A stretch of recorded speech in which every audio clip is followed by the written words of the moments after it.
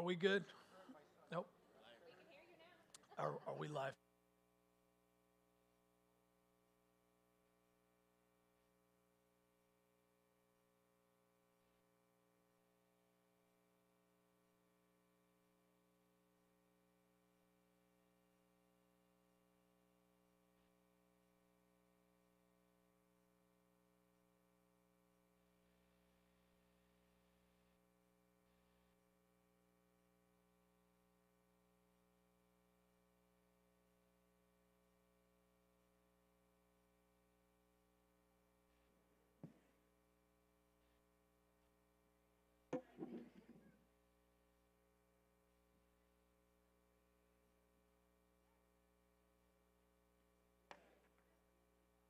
Was digging through my purse. I was like, those are all of them. She's like, if I'm missing one, I'll let you dig through your purse again.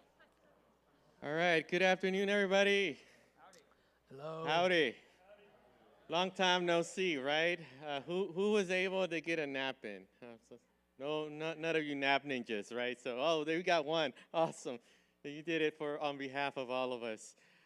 Thank you guys for being here. This is our vision meeting for 2026, and we got so much to share and excited to do so. And I want to open up with prayer, and I want to ask you to join me as we consecrate this time, this work together, this time of sharing, of envisioning this year ahead in the Lord. We want to dedicate this time to God and ask the Lord to be in our meeting. So would you pray with me now?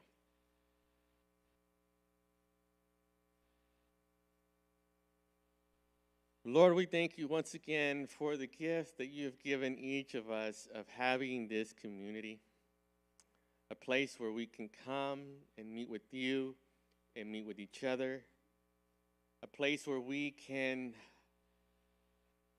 be available to you to do what you want to do in us, a place also where we have been called to further your kingdom in response to the prayer that Jesus taught us, that it would be on earth as it is in heaven.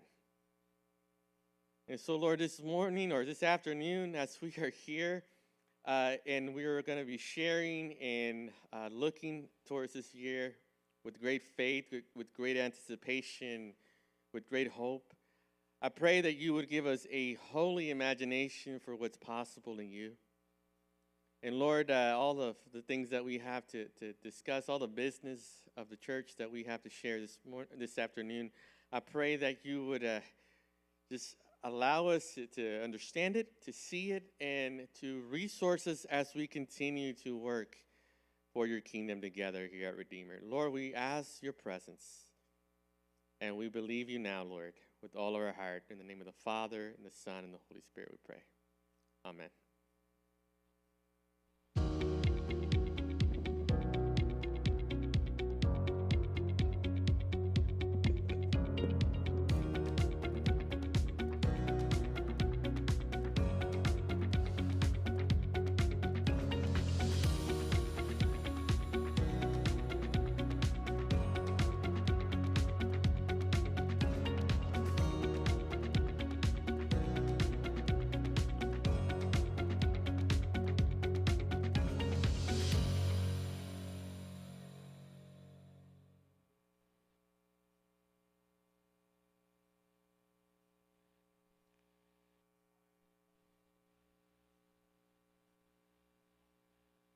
Am I on? There I am. I'm on.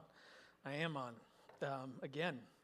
All right. So thank you guys for coming, for being in the room. I know a bunch of y'all are joining us online too. Thank you for joining us online.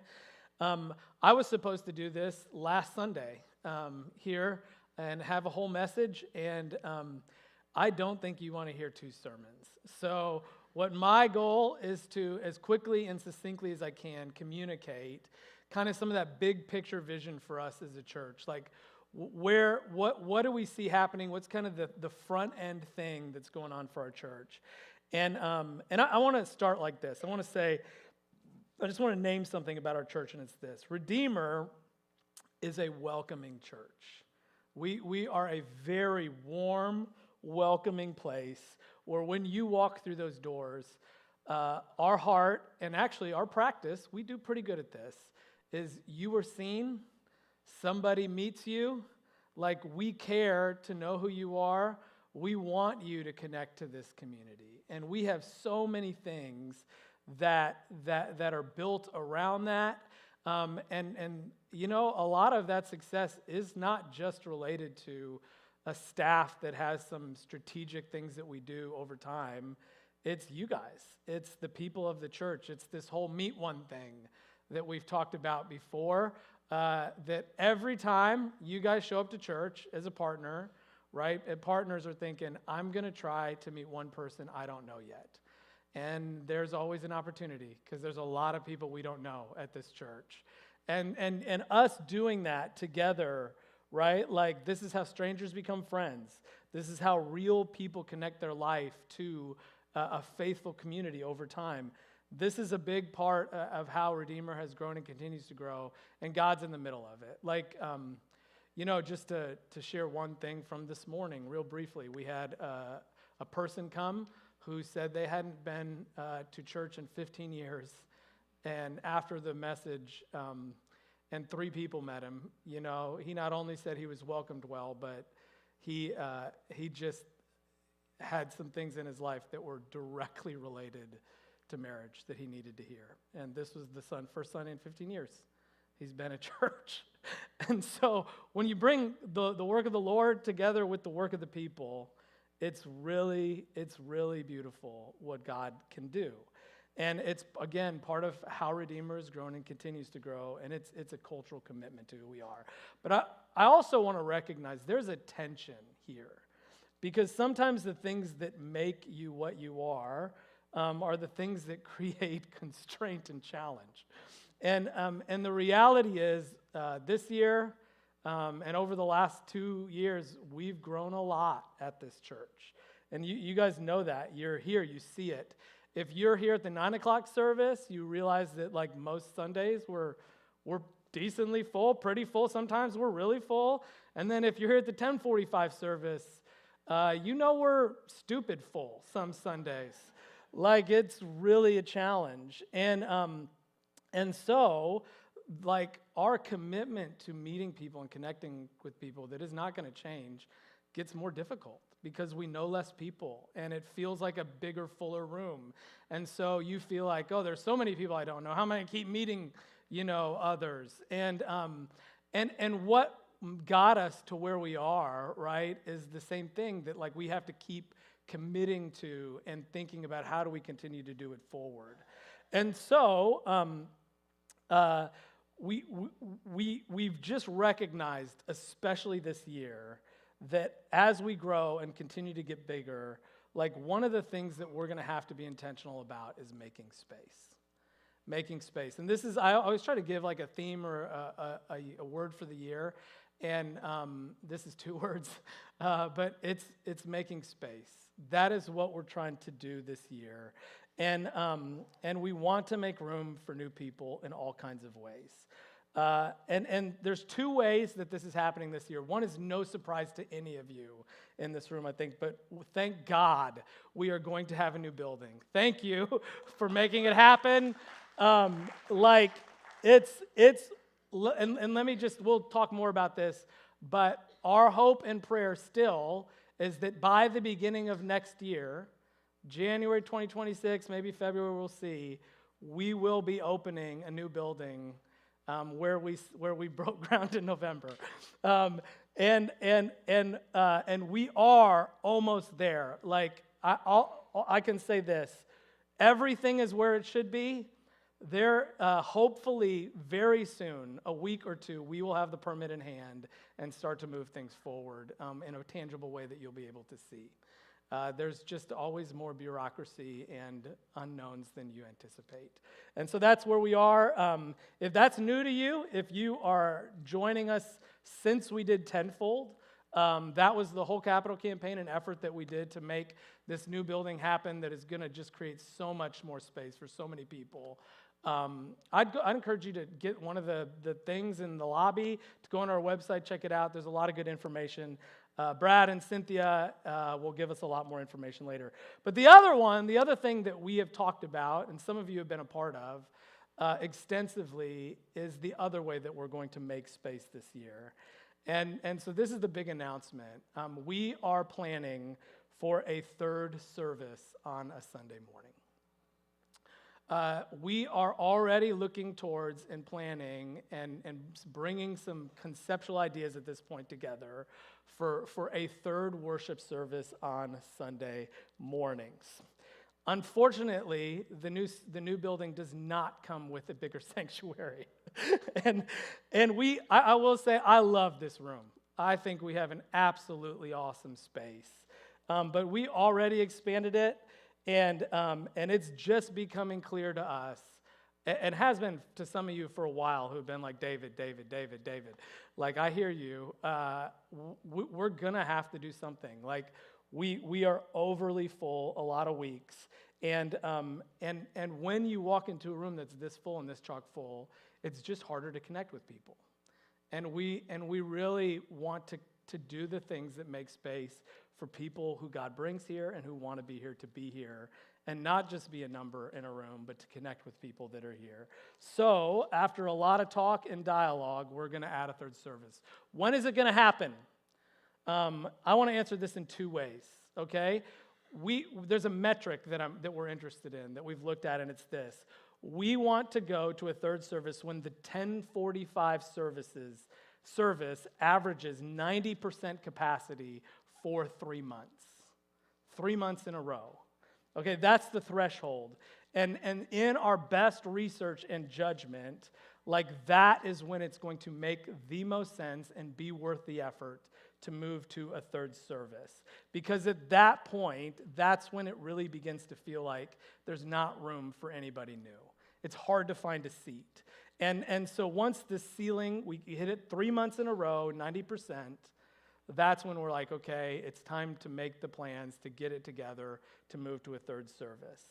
And just to let you know, like, the actual numbers and where we are, not too long ago we counted seats in this room and did the math, and 90% in here with the kids present before they leave is about 350 to 360 people. Okay? So if that is where that's the threshold, okay?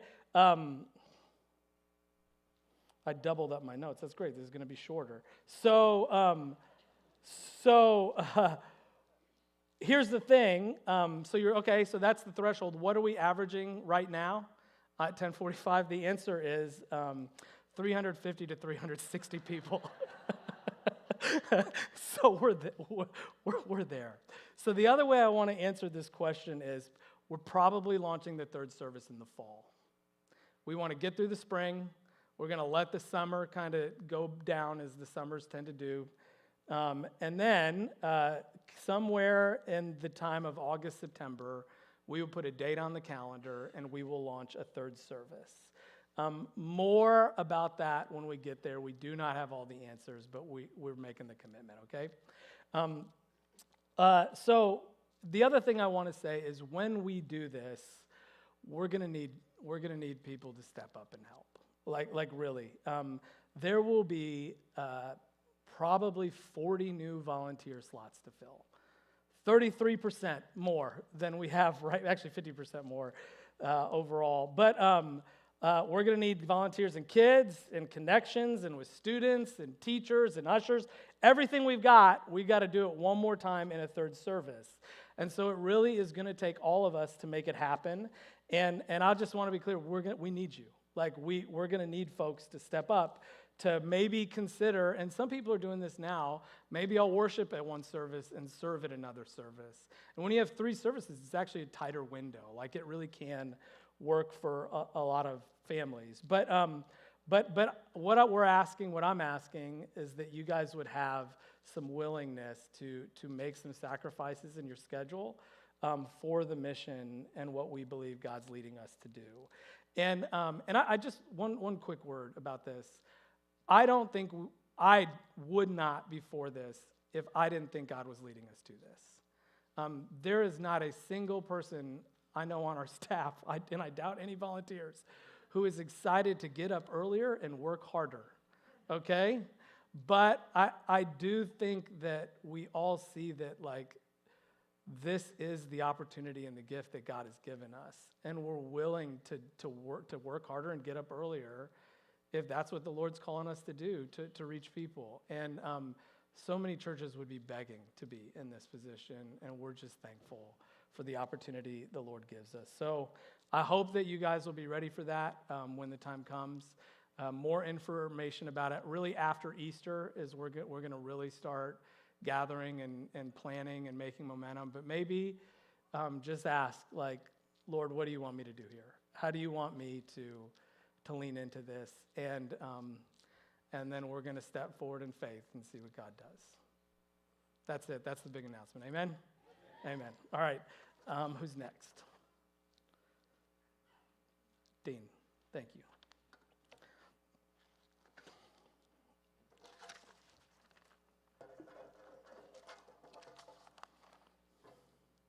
Is this live? Can you hear me? Okay, great.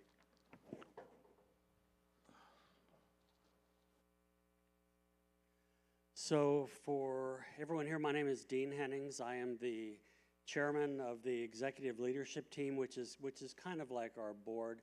And as I walked in today, and by the way, thank you everyone for coming. I know this isn't the most fluid thing to do. It's been kind of a short day with a lot of meetings. We really appreciate you turning out. Several people commented as I walked in, dude, you could actually take off this "you donated blood" tape. And I thought, well, I was actually trying to pander for sympathy when we have our vote in just a minute. So I don't know if it loses its impact when I say that up front, but if you could think of me kindly when we reach that particular point. We have a slide, I hope. Do we have a slide? There we go. Okay.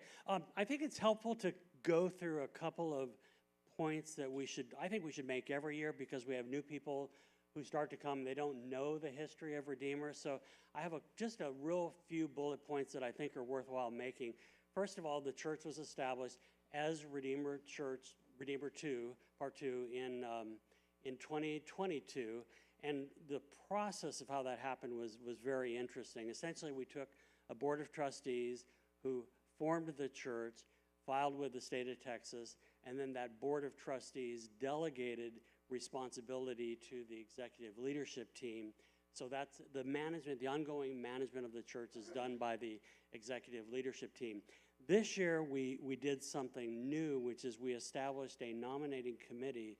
And I can tell you that our heart is that we want leadership to be open to a larger group of people. We don't want it to become a club, because if it was a club, they wouldn't invite me to be part of it, and I would feel very left out.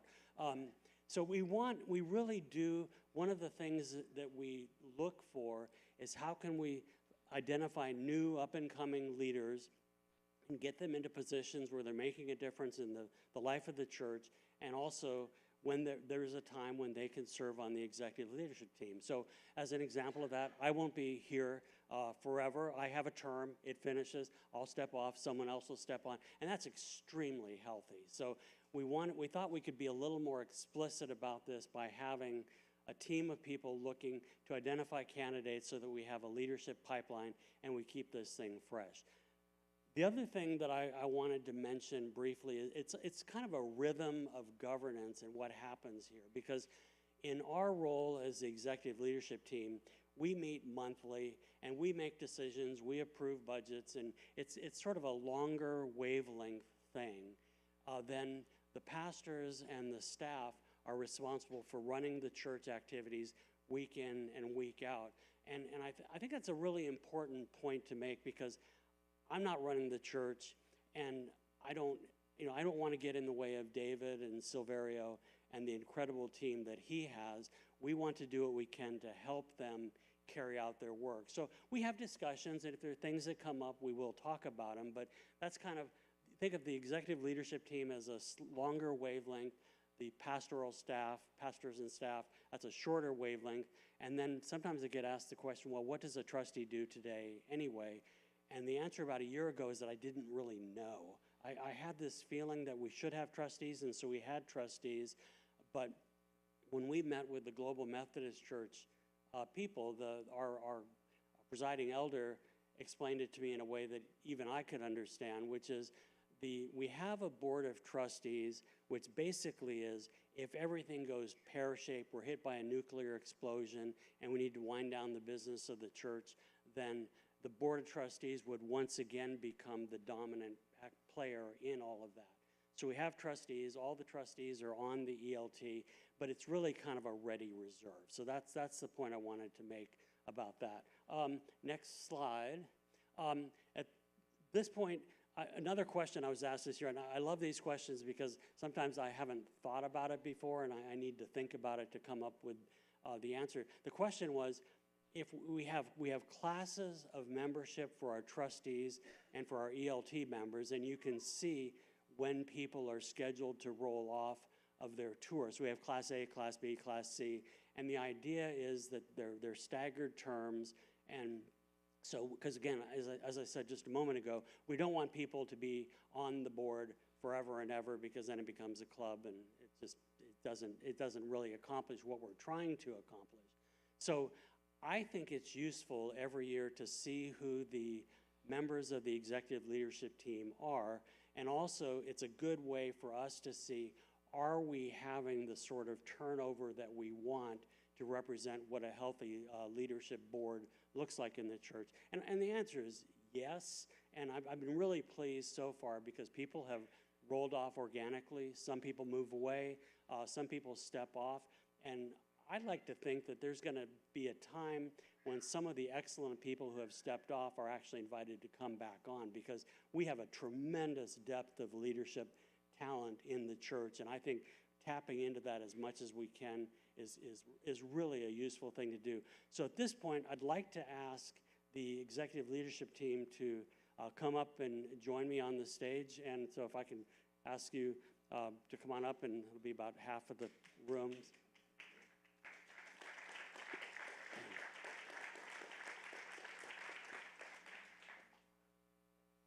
And we can even go to the next slide.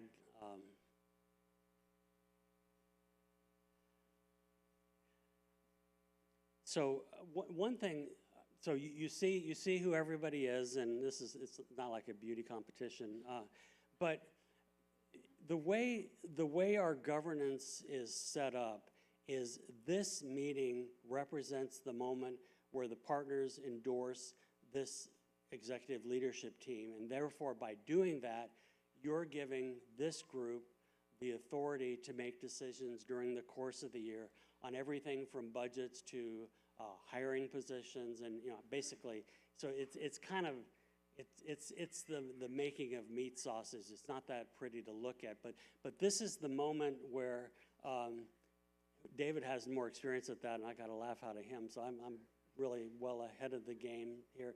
But at this point, what I'd like to do is I'm just going to call for a vote on the question of, do you, the partners of Redeemer Church, endorse this leadership team as on the ballot in your booklets and on the screen? If you do, if you could say aye.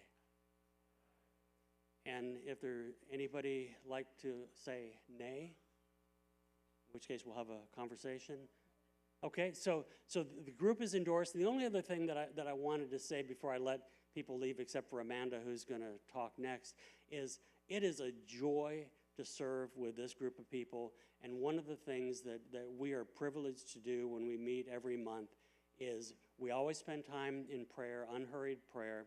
And then the other thing, which was my big idea, and that has worked out tremendously well, is we all take turns sharing a short devotional.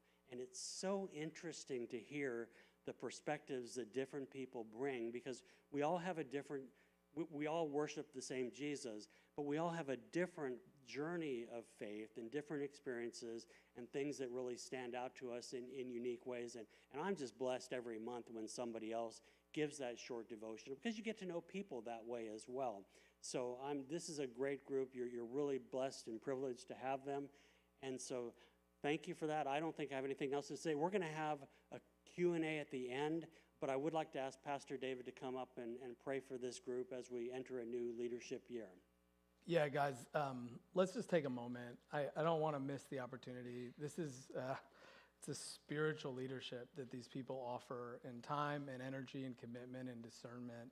And so we want to bless them and we want to pray for them as they lead this year. So if you guys would stretch out a hand, I'm going to lift them up. God, I thank you so much for every single one of these people here, for Dean, for Evelyn, for Micah, for Stephen, for Amanda, for Lauren, for Cynthia, for Joe, for Brad, and for the gifts that they bring and the hearts that they have for you and their sacrifices that they make to lead and just the way that together, Lord, you bring a team together to lead your church. And we are so thankful for how incredibly well it's gone and how beautifully we push and pull on each other and think and get better. And Lord, we entrust this church to the leadership that you've given them, and we ask you to be near them, to grow their faith, to lead us well, and Lord, for you to just continue to put them in places where they can honor and glorify your name. And we thank you for all these things. Amen. Thank you, David. And you all can sit down except for Amanda, who, Amanda last year was well noted as the star presenter, and we were all asked to be like Amanda. And I'm not trying to put pressure on her, but as you vote on your way out on who did the best job, please remember I donated blood this morning. It's quite the setup there. Thank you. All right, do I have slides? All right, so before I get started, I have to give credit where credit is due. This masterpiece of a Photoshop job was not my doing. David was very kind when I said we needed a picture of all staff, and there wasn't one single photo that had the entire staff in it, and David was so kind to put one together for me. So there it is. That's all of our staff in one photo. But let me just start off by explaining what is Staff Parish, because I think I get that question often, and I think people don't always have a clear understanding of what that is. And so I actually struggled to define it, and so I took a page out of every pastor's notebook, and I asked AI, what is Staff Parish? And so this is the definition I got. Staff Parish is responsible for maintaining the relationship between the church and its staff regarding both clergy and non-clergy, as well as serving as the church's primary personnel and human resource unit. So that includes everything from interviewing and hiring staff to performance evaluations, any kind of HR counsel or support that the staff needs, benefits, and just making sure that our staffing needs are being met. So this is your riveting HR update for the year is essentially what I'm saying. So that's what I do for the staff, and I want to take a minute just to define who is our staff. We have so many volunteers here that sometimes it's not clear who's staff and who's volunteers. So this is officially our staff. They're also on the back of the pamphlet. This is our full-time staff on the left, and hopefully those names all look familiar to you, as well as our part-time staff on the right. The only addition I would add is we also have our nursery staff on there that isn't listed. Just a point of clarification, we do consider the rec team as part of our staff in terms of a huge part of our ministry, but that is a separate budget for rec to cover the director and assistant director positions. So just a note there that when we talk about budget stuff, it is a little different. But that's our staff. These are the talented, wonderful people that make up the staff of Redeemer, and we are grateful for all of them. So a couple updates for the year. It's actually been kind of an exciting HR year for us. Moving on to the next one. So the first thing for anyone that's HR oriented is that we were fully staffed with no turnover for the year. So that's great. That's absolutely what I want to hear. And that actually gave us some time to work on a couple other projects. I would say about a year ago last spring, David came to me with the goal and desire to start being able to offer some benefits to the staff, which is something Redeemer 2.0 has not done. And so over the summer, we did some researching and some number crunching and tried to explore what might benefits for our staff look like. And I'm very pleased to report that we were able to come up with a plan with Next Level Urgent Care. And that is now available to all of our full-time staff, full-time being anyone that's 32 hours or more, which allows them full access to urgent care at all time for staff and their entire families at no cost to our staff members. So it's an employer-sponsored plan that allows urgent care access, which I'm slightly jealous of, and David is well aware that I've wanted to get on that plan because it's pretty cool for the staff. Similarly, as of January 1, we were able to begin our first retirement plan for staff. So there's now a 403B that's available for all full-time staff that staff can contribute to, and Redeemer is able to match up to 3%. And most importantly, we were able to make all of these changes and stay well within our very conservative budget for compensation. So it's a pretty big year, pretty exciting stuff that I'm happy I get to report. So moving on, a look ahead, you'll hear a lot today. Pastor David just talked about making space, and that's going to affect our staff, and we're already starting to prepare for that. And one of the biggest things is we know that our facilities is becoming a bigger job. Maintenance of these buildings is a big job, as well as building a new building. And so Aiza Bennett, who's hiding back in the corner over there, has expanded her role. She is now the operations supervisor for the church, which is a big job, and she's doing a great job with it.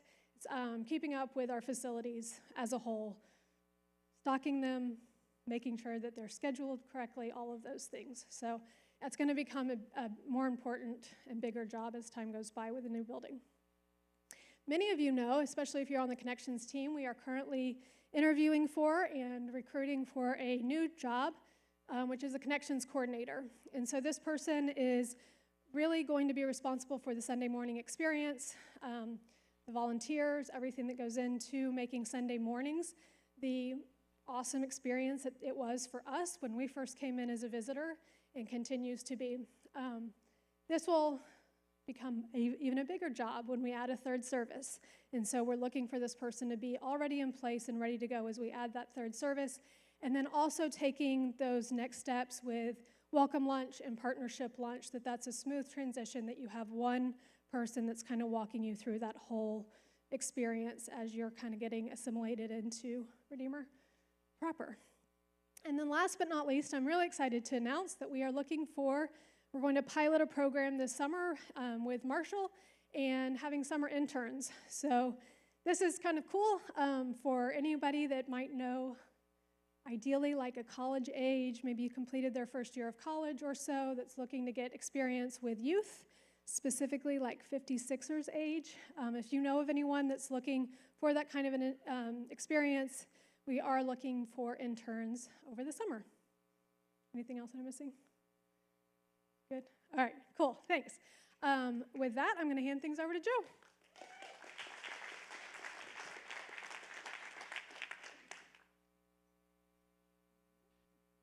Thanks, Amanda.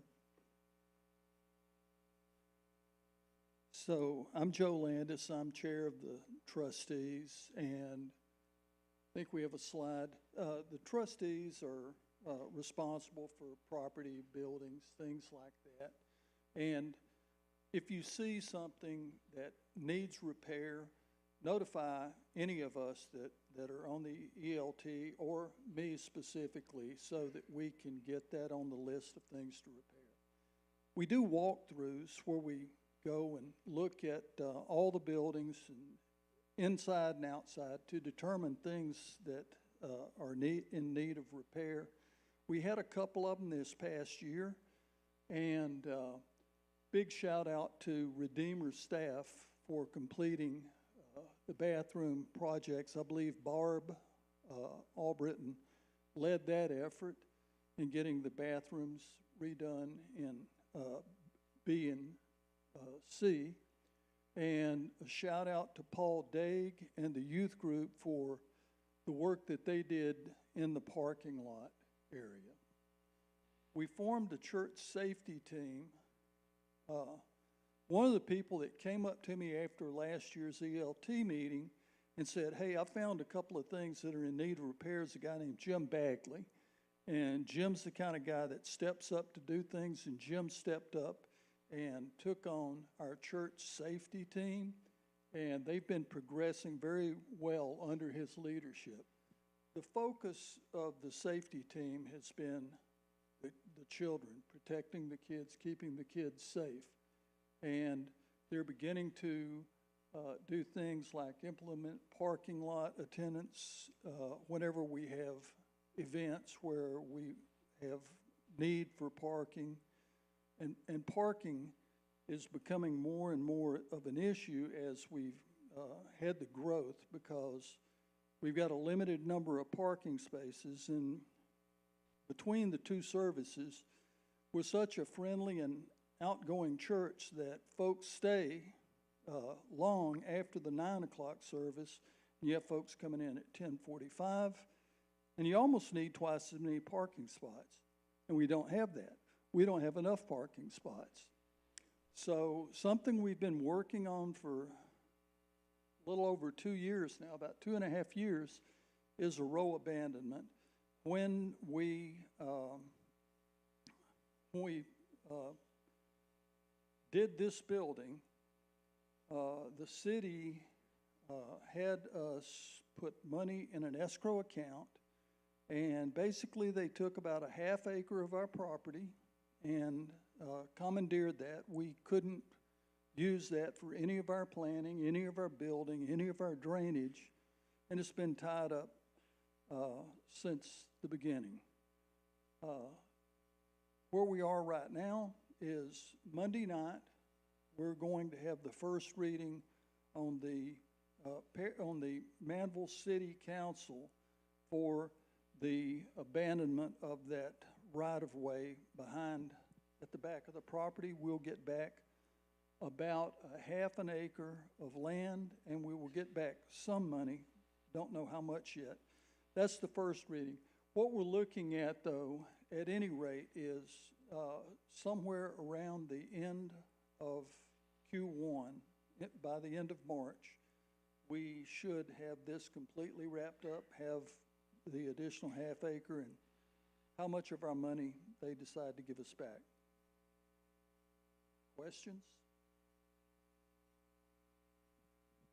Stephen? Sorry.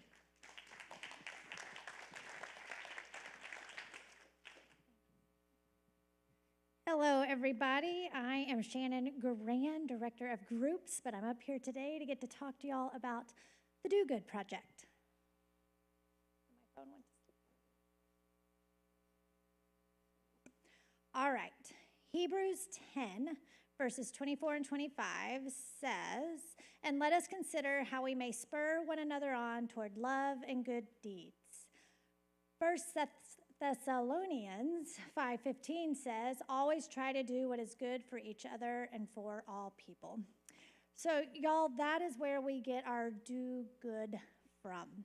We are here to do good not only on the inside of the walls of the Church of Redeemer, but outside also.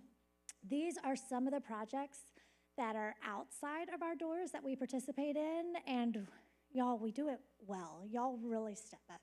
And we appreciate it, and I thank you. The first one I want to share is the bottom right. Don Jeter Elementary is our Title I elementary school that is about 2 miles from Redeemer. We monthly set up something for the teachers over there just to let them know that they are loved and thought about.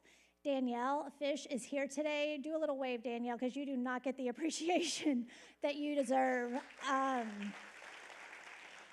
Every month, she and her team coordinate this outreach. And so through growth groups who donate their time and their food and their energy, she gets it set up over there for the teachers, whether it's a meal or maybe it's a coffee bar or maybe it's just desserts up and down the hallway. Those teachers over there know they are loved. Title I schools usually are missing a PTO. They are usually missing those parents that are there to love on those teachers. And so when I talked to the principal about what do y'all need, she said the state gives us money for the students. They don't give us anything for the teachers. And so that is why we do what we do. So thank you for that. In addition to that, when we do our Thanksgiving baskets at Christmas and our angel tree at Christmas and our Thanksgiving baskets at Thanksgiving, the families that benefit from those come directly from Don Jeter Elementary. We are given names and phone numbers from their counselor, so we know exactly what community we are working with. Over the Christmas break, RSM actually did a little boot camp where they were also serving people in our community. And not until we were well into the planning process did we realize the neighborhoods they were working in also feed into Don Jeter. And so it was kind of just amazing how it all wrapped up together and how that school knows they can call on us when they need us. This last October, we did get a call from the counselor saying that they had just had a third grade student enroll that was currently living in his mother's car. So mom and son were living in the car. And y'all, that's another place y'all stepped up and helped, not only through resources, but through funds to get them into an apartment. She now has a job at a hotel, and things have really turned around. And honestly, without the church walking beside them, I don't know where they might be right now. But she keeps in contact and lets us know what's going on, so thank you. Zoe Empowers, you guys have heard a lot about Zoe over the holidays. That is our partnership with our kiddos in Kenya. It is an empowerment program that David just loves, and therefore so do we. And so it really is an amazing program. We did already have a group of 12 go and experience it and meet these kiddos, and we have another group going this summer of 11. 4 of them being high school students that are going from Redeemer to see this program and to meet our 200 kiddos that this church helps sponsor. We'll get to see the businesses they have created that will lead to life-sustaining change for them. Gulf Coast Regional Blood Center. Dean has already advertised that for us today. We try quarterly to bring in a blood bus here to just make it easy. We know if you've got a full-time job and life is busy, sometimes you don't get around to doing those kind of things. So every 3 months, the bus is parked over there in parking lot C. Just jump in. Walk-ins are always welcome. And they do enjoy coming here because we do have a pretty good turnout every time. The Well is the food pantry over on, it meets at the church on Masters Road. We have been supporting them both financially and through volunteers and through food drives here at Redeemer for multiple years now. They are currently serving 300 families every Tuesday. It's a drive-through option, yeah. And it does well, and they appreciate our help, both through our hands and our finances. So when you see food drives going on, this is where the food is going, directly into our community. We drive it over there. Do Good Works is headed up by Joe, who was just speaking, and Paul.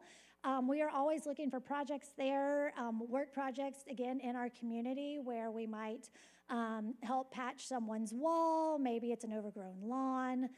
All ages are welcome to participate in that.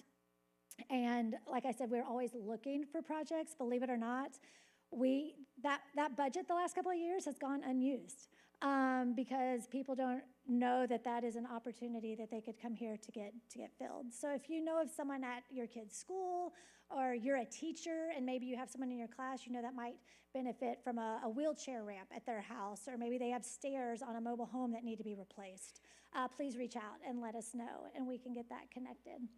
And then our Care Portal is our newest partner, and this is the one that is online that helps us connect with foster kids in the system that have current needs that are not being met. And so this is a statewide run system that we have become a part of, but we can set our own radius, so we only reach kiddos within 10 miles of Redeemer Church. And these are kids that just might not have as grand a birthday celebration as maybe a 16th birthday so deserves. You know, things like that. We just had a request come through a week ago that is an 18-year-old who's aging out of care who needs some assistance with clothes. If you're not familiar with the foster care system, once you age out, you are out. there is no assistance. It is very hard to recover from that if you don't have foster parents who are willing to continue to operate as surrogate parents. And so this is a place where we are meeting a lot of needs. We've been able to give some computers, definitely some clothing, definitely some presents for different celebrations in their lives. And so Krista is heading that up. So if you are interested in that, you can sign up for all of this online. There's forms for everything. And if you can't find the form, find me. I will get you signed up. But these guys are just some of the ways that we serve outside the walls. Believe it or not, we're still sitting on 31 growth groups, and a lot of y'all serve somewhere even differently than listed here. You guys go out and have your own service projects and are meeting needs in the community. So thank you for doing that also.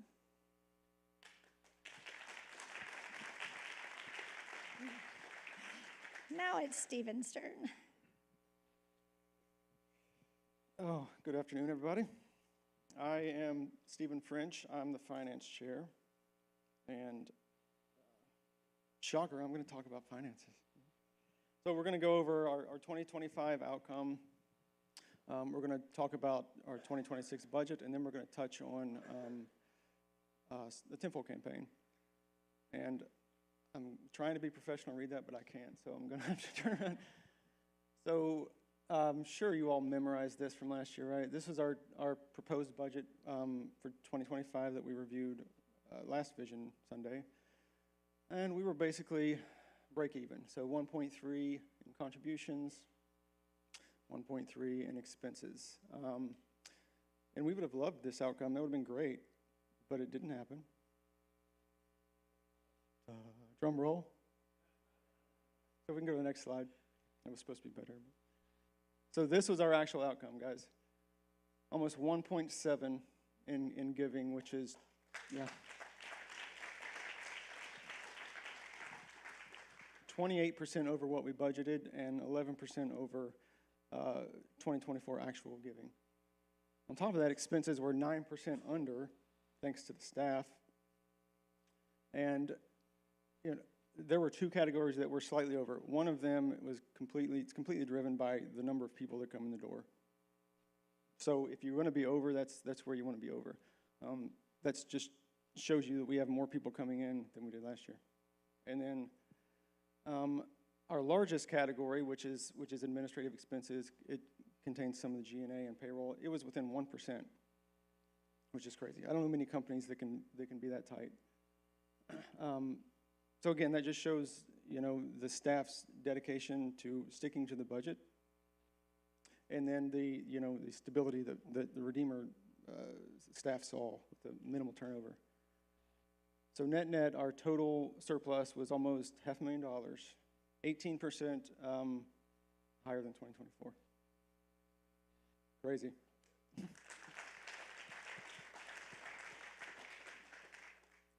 Okay, so if we want to go to the next slide, we'll talk about the 2026 budget. So we're looking at about $1.4 million for giving, which is 7% more than what we budgeted for last year, just to account for the growth. Expenses are roughly 5% more, and this, to Amanda's point, this is all while we're able to offer the additional benefits to the staff, so the healthcare plan matching, the healthcare plan and the 403B match.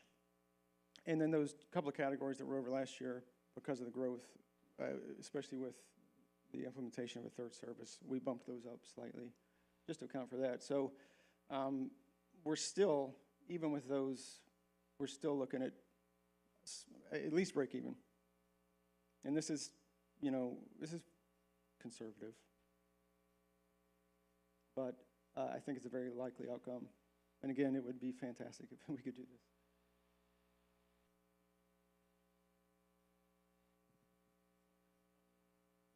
this. So I want to actually say one thing about why we like to budget this way, and I didn't tell Stephen I was going to do this. So you might say, what do you do with $485,000 extra dollars, right? Well, the thing you need to keep in mind about our church is we've got $1.6 million in debt on this building, and we're about to have $3 million more. I don't remember the exact numbers. We're going to get into them on the other building.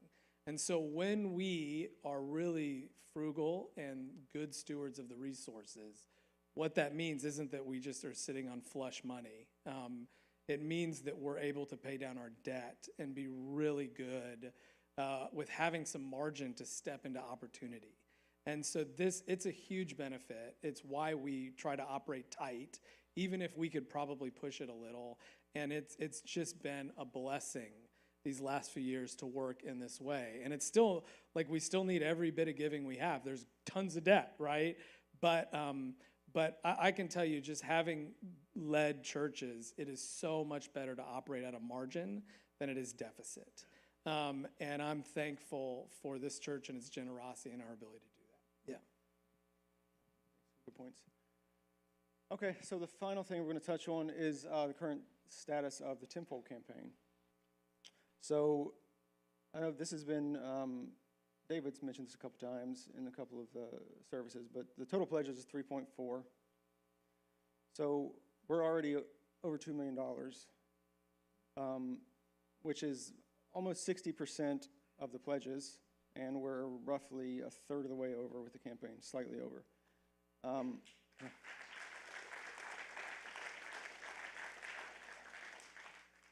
And that includes an additional almost 60,000 of giving that either wasn't pledged or was underpledged, which is fantastic. So, this is all driven by you guys. Thank you very much. We really appreciate the generosity, and thanks for coming out. I think it's now Brad and or Cynthia. I don't know.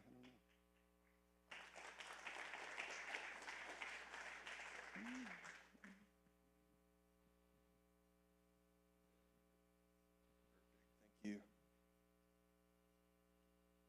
I'm Brad Lamb. I'm the build team lead for the new Building B. Hopefully get a slide coming up. Go back. Perfect. I wanted to talk to this. So if you came to Vision Night last year, you saw a similar slide on kind of our milestones. So to circle back to this slide, you can see we completed schematic design with Kirksey, which is our architect firm. We completed design development. We paused and did some internal value engineering with our internal design team, as well as Construction Ltd., which was a GC we brought on for Design Assist. I'm happy to say our team was able to find $275,000 in value engineering savings that will reduce the cost of this project. I like to point that out because part of bringing on the Design Assist or GC on this project was we wanted to have someone sitting at us on the table through the architecture project to really pay attention to how much is the project costing, because if you go too far in architecture, it becomes very difficult to, I'd say, change some of those larger cost decisions.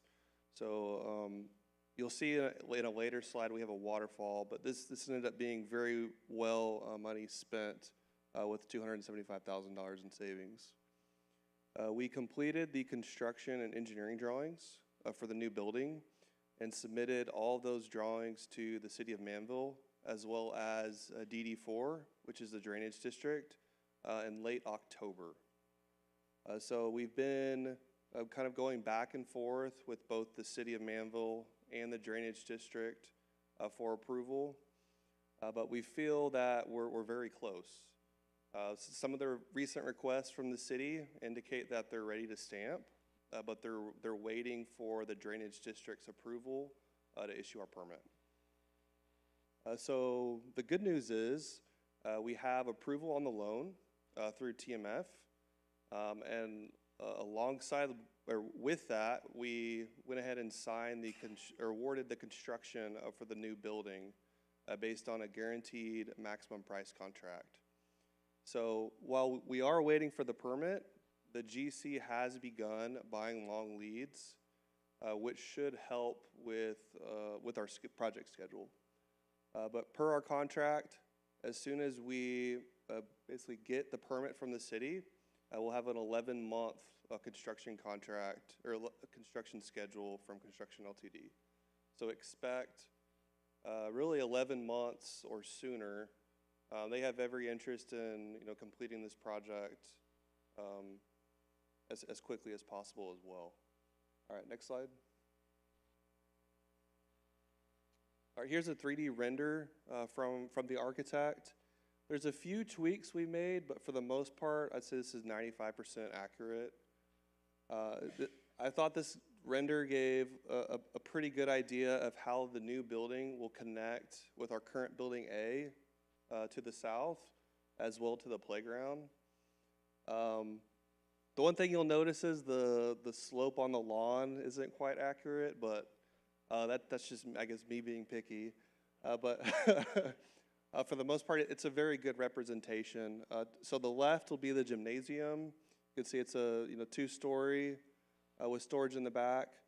To the right, you'll see the big room on the north. This is very similar to the big room we have in our current building B. Also in the front of that building, we'll have adult classrooms and then double doors that will lead to a rec space, which I'll go to the next slide. Oh, I guess it's a slide for that, but I'll talk to this. So I included this slide to give you an idea, just a bird's eye view of how this looks, or how the new building will fit into our current property. So you can see the interface with A, and then one thing I wanted to touch on that I think has been some confusion is the building lettering. You may look at that, I know it's kind of hard to see, but you see A, B, and then D and C. You may think that, like, what's going on here? So the team decided to actually change this building, the current building B, to building D, because in the last phase of the project, buildings C and D will be torn down, and so the new sanctuary space will be the new building C. That makes sense. So we'll have A, the new B, and then D and C. Then one thing to note, you can see we're cognizant to leave space around the building just because of our property footprint. We know we have difficulty with parking with the detention requirements. We ensured that there's a space kind of around that building so we can maintain those parking spots. Next slide. I talked to this a little bit, so this will be what we're talking about with the new project. They'll be with the first floor, and then we're enabling a second floor at a later date. But you can see to the north we have that big room that's similar to the big room in Building B. You see to the south of that 3 adult classrooms that are intentionally segregated with 2 double doors from the rec space. So adults will be, you will be able to access that space without interfering with the rec space.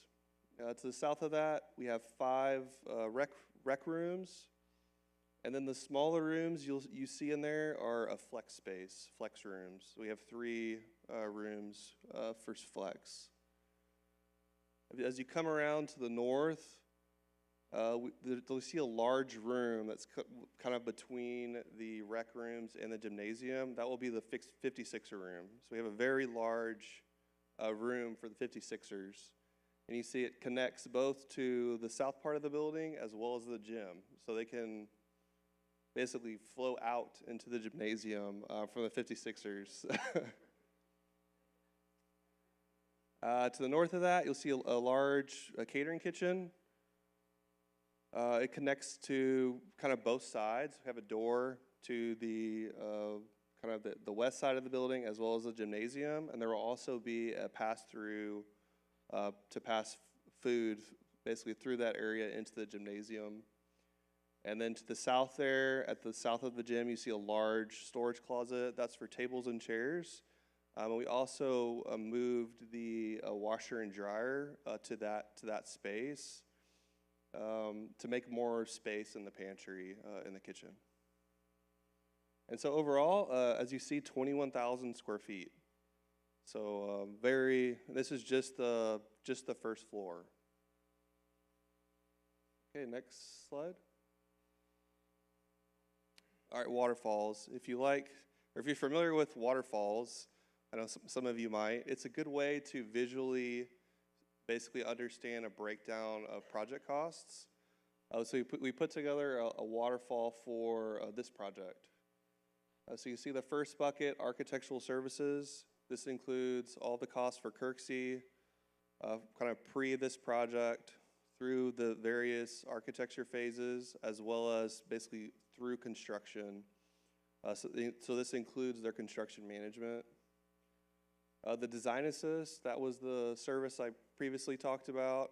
We had a GC sit in with all of our meetings with the architect, really looking at costs and design and helping us basically push back on certain things and look for items that we could save money for the church.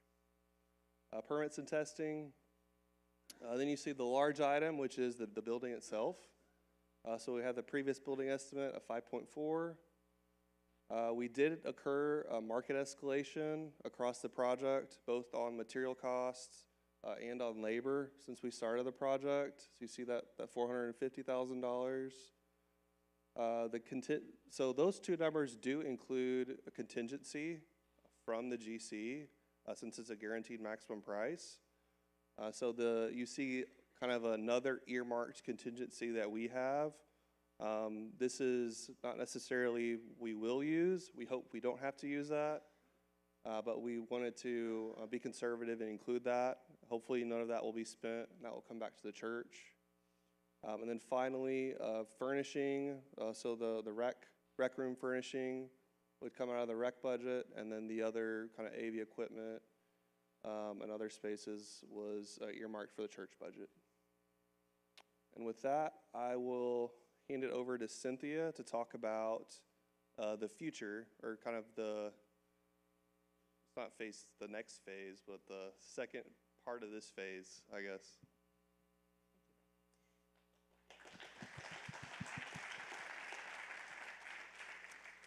Yeah, I just want to zoom out and talk about the timeline, because I know we presented a big timeline last year at this meeting, because when we first hooked up with the architect that we're using, the first thing they did for us was a master plan, right? Because we needed to make sure that we had enough square footage to cover parking and drainage and all those things once we have the final build out for this campus. And we also wanted to make sure that we were going to put this new building in the right spot. No regrets later, right? Like, this is all part of the big plan. We know where we want every building to go. So the timeline on that, I think, was a little bit fuzzy when we presented it last year, and I just hope to clear that up a little bit. So the building that you just got all the update on, that's happening right now, as you know. And then, as Brad mentioned, there's a second floor to that building that will not be built out with this. And then later, much later in the future, we'll have a new sanctuary, a larger sanctuary, when David can't do 5 Sunday morning services anymore, whatever. So the question is, when is that? Because I think there was a concept that we build this new building and then it just kind of keeps happening. But really, there's a couple of things that are going to make that happen. One is we're not going to do it until we need to. And then even when we need to, we're not going to do it until we can financially afford the buildings. So I guess, so right now, when are we going to do this, finish out the second floor? Well, we would actually like to do that now, but we are not financially prepared to do that unless somebody has a couple mil in their back pocket. You know, bring it on, and we'll just go ahead and do it right now in this stage. But really, so the goal is to complete that second story as soon as we can financially, do that. But after that, we really do not have a timeline. So we're just going to keep on trucking the way we are until we really have the need, in which case David will let us know at a vision meeting.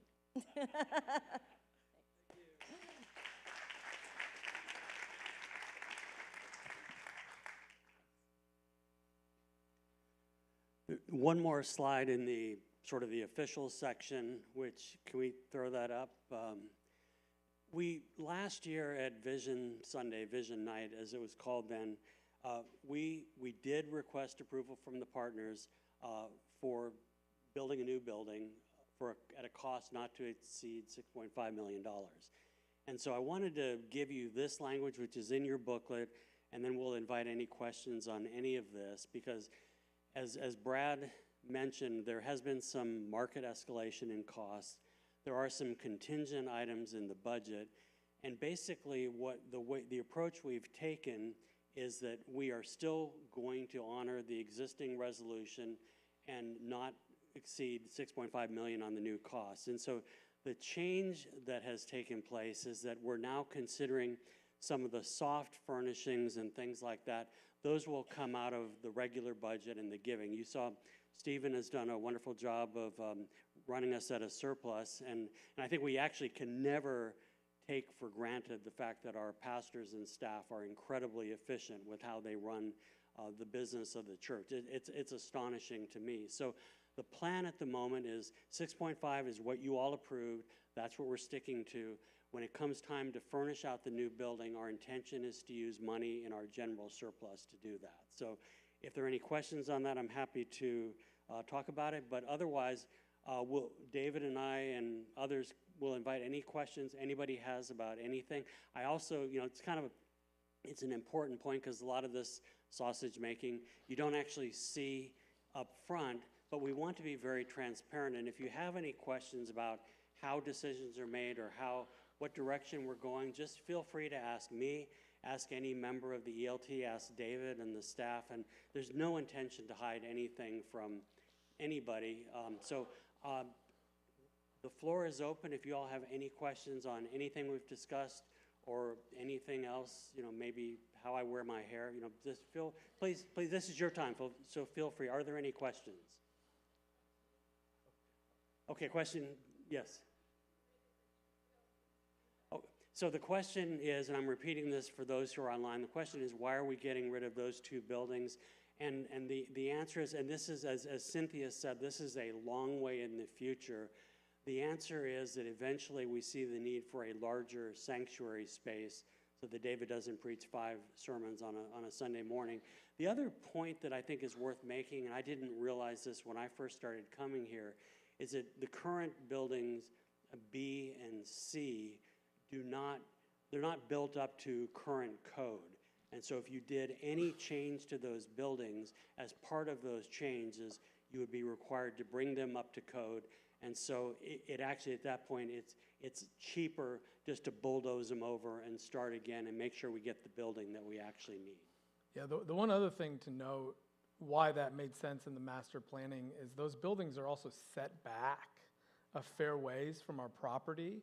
And because property's at such a premium, when we knock them down, we can actually build a building right up to the border, which recaptures a ton of square footage. And so that really ends up being the best place in the whole campus to put a final large building. So that's why that decision was made. Travis, you had a question? So do we have anything set up to incentivize the contractors to finish early? Question is does the contract have incentivized clauses for the builder? I don't know the answer to that. I do, and Brad alluded to this, we do. They have every financial reason to get done as fast as they can in the way that we structure the contract. So that's yes, that's an important thing, and it is there, yeah. Yes? Other than getting some money back, what is the impact going to be of the extra half acre that we're hoping to pull back? So the question was, other than getting money back, what's the impact of having that extra half acre? And I would say the money back is one. The other one is extra parking spaces, because we're limited on how much impermeable surface we can have and how much permeable has to remain for drainage. So essentially, because we're in a flood zone, is it able to drain? So that half acre is what, Joe, 60 spaces? So that has a practical impact on how we're able to develop the whole property. Are those 60 spaces part of the building plan for the building? The question was, are those part of the plan for the current building? And they're not. What it is, it's land that we can use in the future when we kind of figure out how it's all going to come together. And there is still some question marks about how we make everything fit. We're still working on that. But the more land we have, the better. And we do have the impression we're going to need some more land.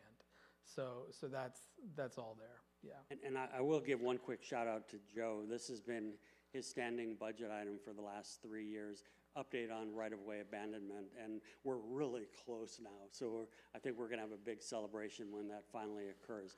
Yes, ma'am. I have two questions. The first one is, how are the campaign funds currently held or invested? So the first question is, how is the money that's been given so far being managed?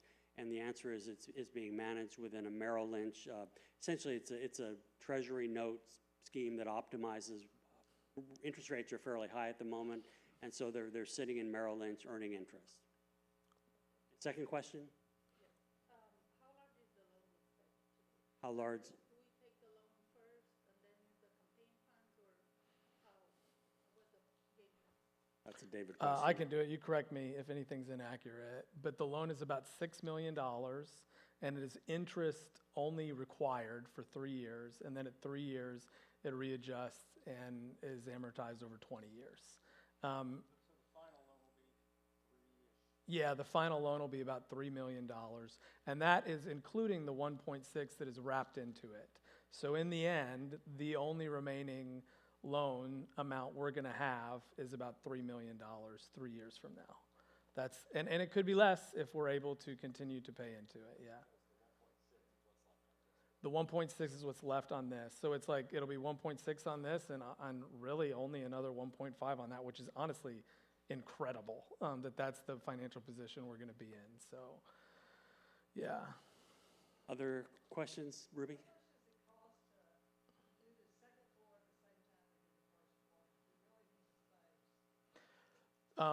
If I remember, Brad, 1.5 million to kind of do it all, to just add it to it and finish it up. That's what it would be, about that much. Maybe a little less, I think, but probably when you include furnishings and all that, yeah.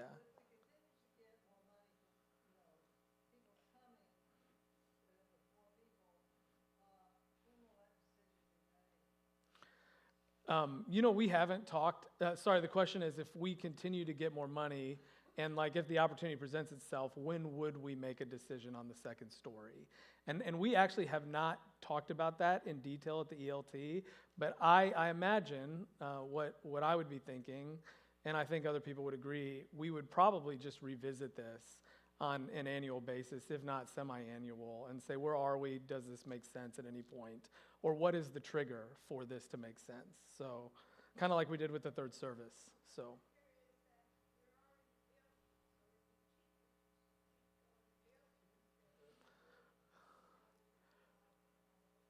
Yeah, it would be cheaper to do it now. That's absolutely true. Yeah, but also the triggers if any of you had $2 million, like Cynthia said, so or $1.5 million. So maybe if that describes you, see me after this meeting. I think Jonathan had a question. Yeah, the new building is very exciting. You guys have done a phenomenal job. Are there any ideas or plans for new ministries in that space? So the question, Jonathan's question was, are there plans to expand ministries as we have this new building? So our plan is to first move into our space and move the existing ministries that we have and iron that out first. We had then the next step, we actually had a offsite meeting with a group of leaders, many of you guys here in this room, where we explored that very question and identified a handful of things that we think are good new steps for new ministries. And so that group is going to meet here at some point in the new year. We're going to gather a group of people and we're going to say, okay, what exactly are the new ministries and when they're happening? So we're very sure-footed here. Like we don't want to take on too much, but we want to take the next step. So the first thing is to move in to get it right. And with the timing of it, if it's in January, rec won't be in until the fall. We'll get things sorted through the spring, and then probably come the fall, we'll be ready to start doing some new things. But that's really for that secondary group to decide, and we've got some work on it already happening. So, yeah. Time for one or two more questions. Ben.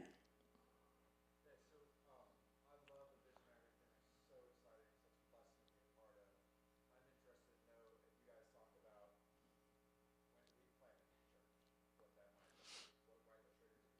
So the question is, when do we plant a new church? That's a great question, Ben, and one that I have not, I've not let slip from my own mind. I think in my mind, what I would really like to see is for us to really see through what we need to do here on this footprint. And then I suspect we're going to get to a point in the future where we say, okay, there is nothing else we can do here on this footprint. And at that point, I don't know that we know the answer yet, but it could very well be that, where we say, okay, Lord, what's next? I will say, we do not have a vision for Redeemer to become New Hope. We do not want to be a gigantic Amen. multi-site church. That is a beautiful church. They do great work. It's just not where we feel like we're called here in the culture that we have. We're not trying to be a mega church. So the way that we would approach that would be a little different in the way we think about it. So that's just to give you guys some context. None of that is close. We got plenty of work to do right here, right now, which is kind of where our heads are at. So, Tom, final question?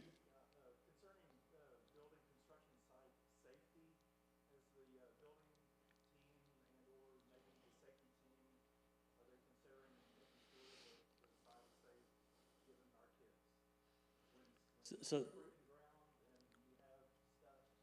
the question is about construction safety and management of the safety of the church and also the building process. yeah, so our builders, it's actually part of their agreement that they ready the site every week for the return of all the people over the weekend for worship. And so while I can't tell you week to week exactly what every piece is going to look like, part of their job is to make sure it's safe, and there's a fence that's going to be put around it. And then we're actually changing up some of the way we do maintenance staffing here so that we're going to have somebody present on Fridays to double check that. So that is very much in our purview, yeah. All right, well, thank you very much. Great questions, and I'll turn it over to you, David. Okay, we've got, we'll call it just under 15 minutes left. And what I'd really like to do is just open up an opportunity for people to tell some stories. Like every year, God does so many cool things at our church, and people get to experience it. And so there's a couple people that already would like to share that I would love to share a story of something that they've seen God do in accomplishing our mission or just being good to his people. And so if you've got one of those stories and would like to share it, we'd like to hear from you. But one of those folks that already said they'd be willing to share, if you guys wouldn't mind coming up, we're going to hear your story and give thanks. Alan's got one. Yes. Great.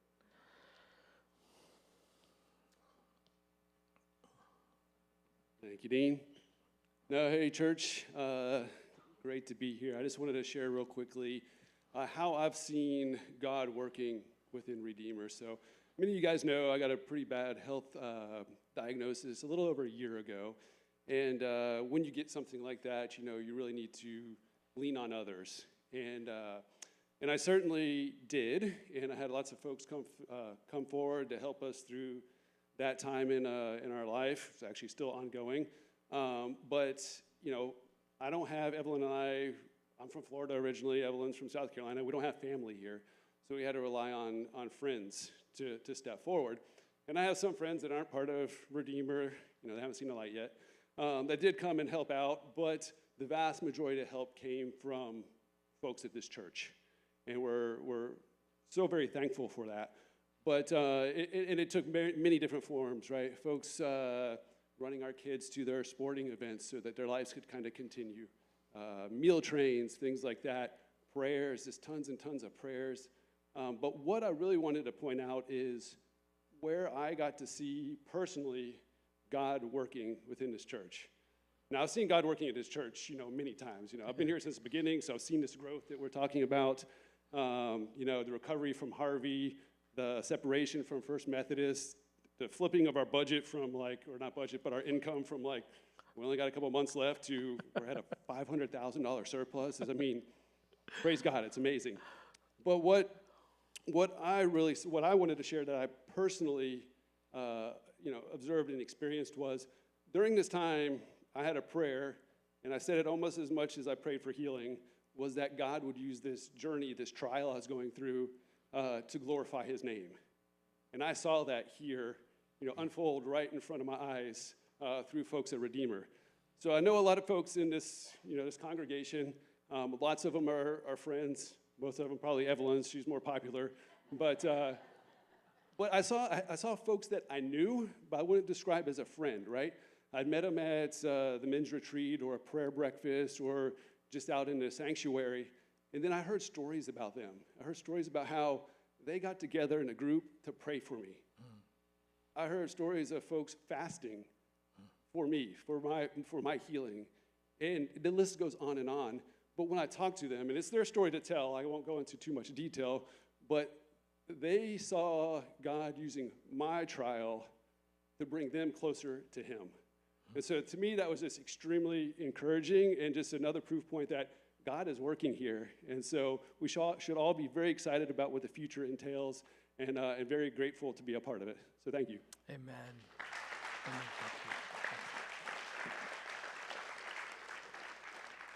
Here you go, Stephanie. For those that don't know, my name is Stephanie Scurria. My husband Greg and I have been coming to Redeemer for about 7 years now. And very early on, we were brought into a newly formed growth group. That was our way of kind of getting connected and getting to meet folks very early on in our journey here at Redeemer. But a few years ago, we found ourselves in a growth group without a leader. And I felt the Holy Spirit telling me that Greg and I needed to be the leaders of this group, that we needed to step up and do that. And it was a really intimidating thing to think about because we have a lot of growth group members that have a lot more biblical knowledge than us. We have several of them that are much farther along in their spiritual journey than we are, and so I did not feel like I was equipped to lead this group.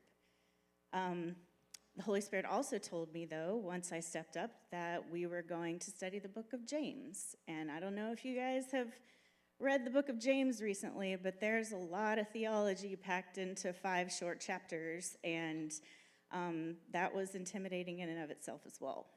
So, as the new growth group leader, I went online and I found a study on the book of James, and I said, here we go. We're going to go through this together. The study that I downloaded, though, was like a sample study. So if you like it, you can buy the full book, right? So downloaded it, we're good. So a couple months down the road, my growth group's been meeting, we've been talking through the book of James, and whoops, the sample study has ended, but we're not through the whole book yet. And so I thought, okay, first growth group leader fail. I need to go find the rest of the study. So I got online again where I found the sample, and it turns out that it's more of like a magazine. They put out like a new issue every couple of months. And so the one that they had that I could purchase had nothing to do with the book of James. And so I was like, well, I don't know how we're going to get through the rest of this book, because I felt like I needed some help, right?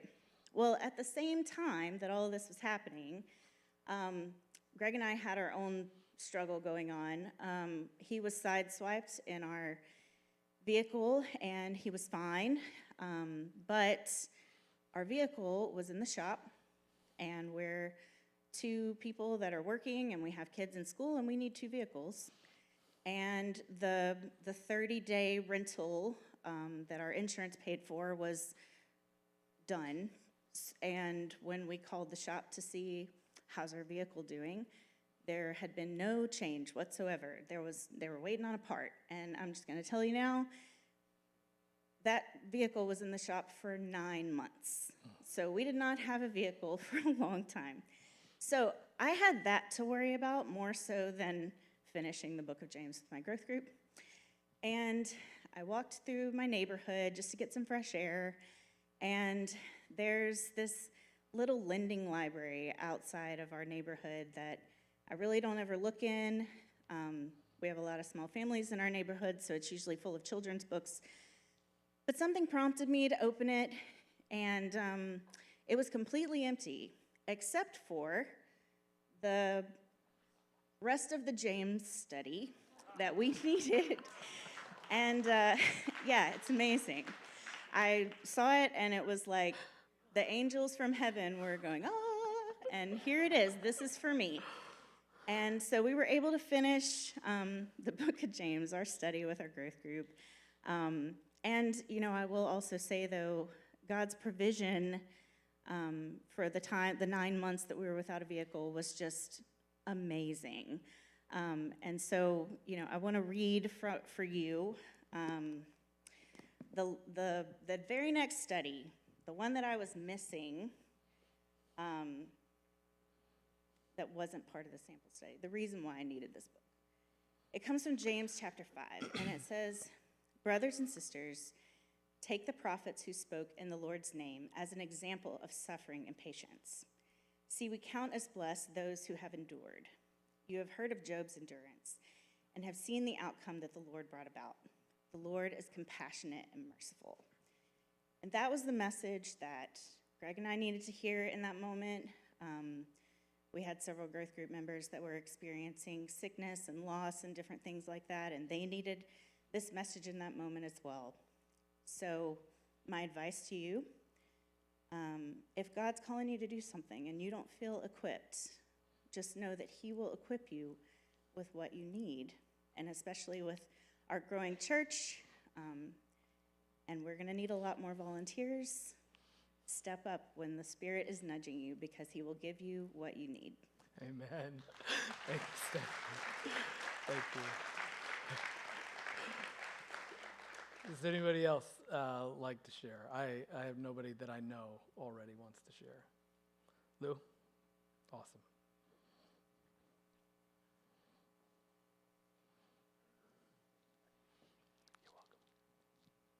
My name's Lou McKendry, and I've been a member of Redeemer officially when we launched 2 years ago.